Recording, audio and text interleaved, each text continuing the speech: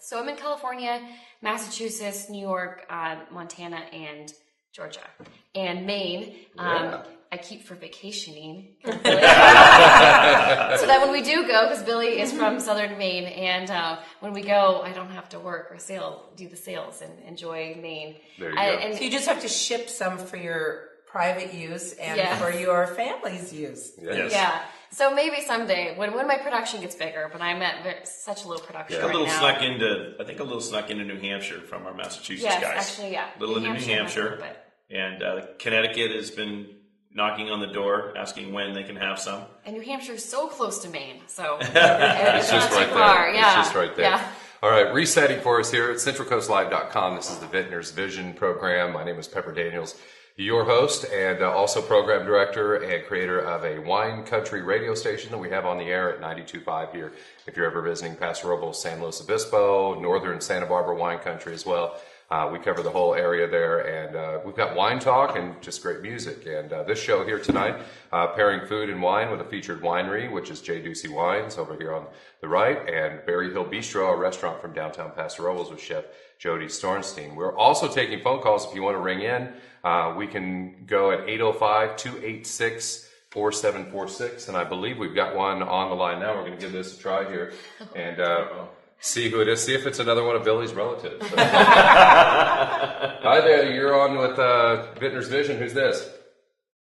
This is Jackie. Hi, Jackie. Where are you calling in from? I'm calling from Maine. From Maine. We are blowing up demographics in the northeast coast tonight over in Maine. I'm from Maine. How is the weather out in Maine?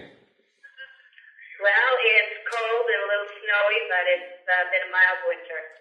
It has been a mild winter. You got a question for our winemakers or our chefs tonight? I do. I have a question for Janel. Okay, go ahead. What my question is I'd like to know that if Janel is involved in the complete process from the vine to the bottle. I think if we could get a close-up on her arm, she could tell us about the scratches that she has. What's that pass for cat scratches, but yes, I am. I'm very active and, by choice, but also it's very expected in our family that everybody helps work all the time. So Friday I was pulling wires out of the row on a trellis vineyard we own actually on the east side of Paso Robles. And my dad was coming through behind me shredding the canes that we just pruned from pruning. So my job was to go through and do that. But yes, and I actually love that part of being in the vineyard and in the dirt, because that's how I grew up, my farming family. So that's why it's always nice change too, because you can go in the cellar where it's 60 degrees and on those 100-degree summer days, and then also at home in the office or on the road, trying new food and wine places across the country. So I do love every part of it, and I'm lucky that I can be in every part of it. Yeah.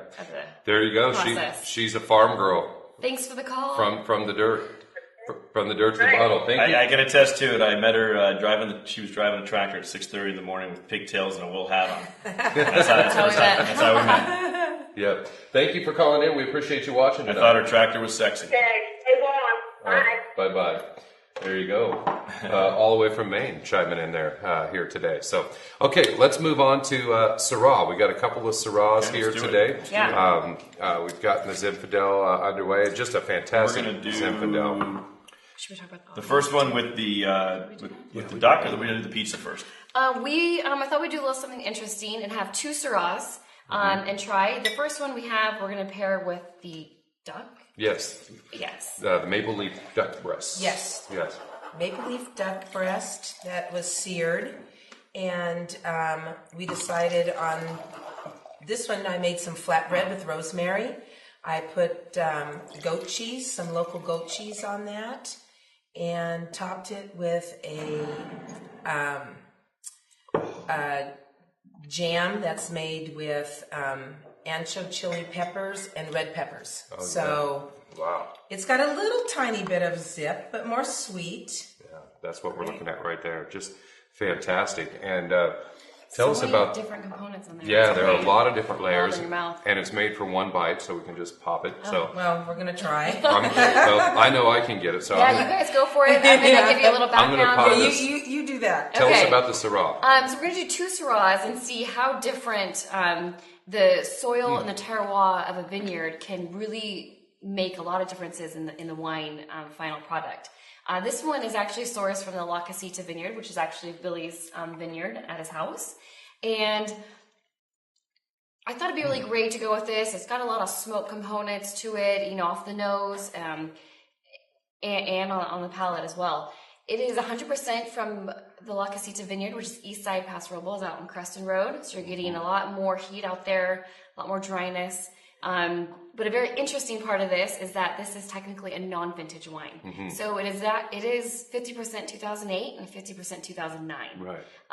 The 2008 brought a lot of smokiness, I felt like, in the barrel, and the 2009 added more of that fruit into it. So mixing them together and not putting a vintage date on it really married the two the best, I believe, and gave us the best product. You're going to start seeing, this is a little bit of a trend that's happening, actually. There's a couple other guys in town doing some amazing non-vintage red wines. Right, non-vintage or multi, sometimes they're called multi-vintage, which is the same thing. And it's a way to produce something significantly more consistent year by year by year. As we know, some of the greatest champagnes in the world, by design, are non-vintage. They've always been for consistent flavors from year to year. Keep the best of what they have, or and it's maybe it'll fit with something next year. You know, you just don't know, so you sort of hold on to it. No, and it's interesting. People have different opinions of, if they don't see a year on there, of what that might be. It's like if they don't see a single vineyard. Doesn't mean it's better because it has a year, or better because it's a single vineyard, but it is from a marketing perspective. It may propose some challenges. But the bottom line is that these two vintages together taste significantly better than they did when they were apart. And they go great with this duck breast. They really do. Talk about the duck breast a little. It's a mild, very mild sort of flavor, and it's all grain-fed duck, and so it doesn't have that wild flavor. And then I did marinate it in some olive oil and a little bit of curry. And then I wanted to get a little smoky flavor to it to go with Janel's smoky Syrah that she told me she was bringing.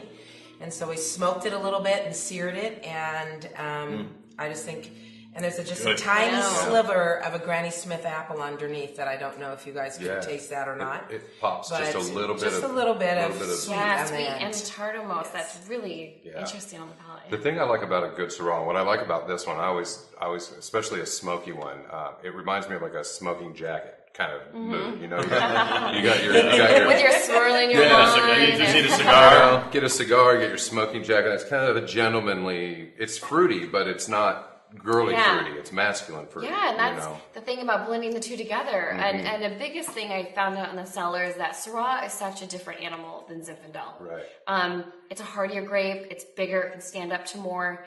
And you have to treat it different in the cellar. And that was a big reason of letting those 2008 barrels age those extra 9 months to a year in the barrel really brought them around. And so now I'm starting to let the Syrahs age longer in the barrel, than Zen, as well as age in the bottle.